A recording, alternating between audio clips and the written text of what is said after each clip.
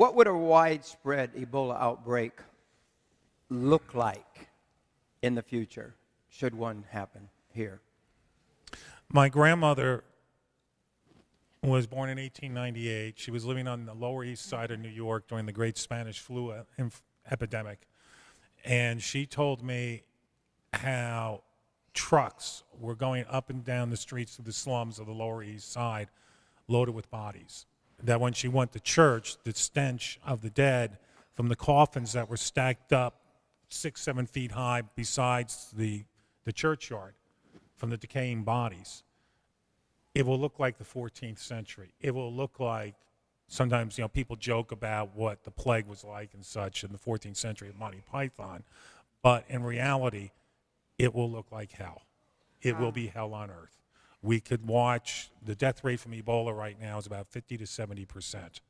You said that they picked up the bodies as they would collect garbage. Yes, they were actually my grandmother told me how they were actually literally going up and down the streets saying, you know, bring out your dead. If anybody's died, bring them out. But you know, this was the Great Influenza of 1918, 1919. 100 million people dead. More than were killed in combat in World War I. Infinitely more.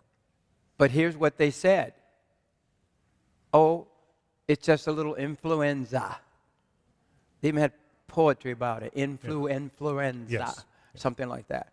That's where they all fell down. The ring around the rose. Actually, that goes back to the This book, 14th right? century. Isn't it? That is a remarkable book. This book here is so astonishing. But here's what they said. Don't worry. It's not coming to our town. Don't worry. Yeah. It's just flu. It's just influenza. Now, with social media that we have today and connectiveness across the country, I mean, anyone else can pick up our phone, reach our children within a matter of seconds. We get news from all around the world, but also within our social circles.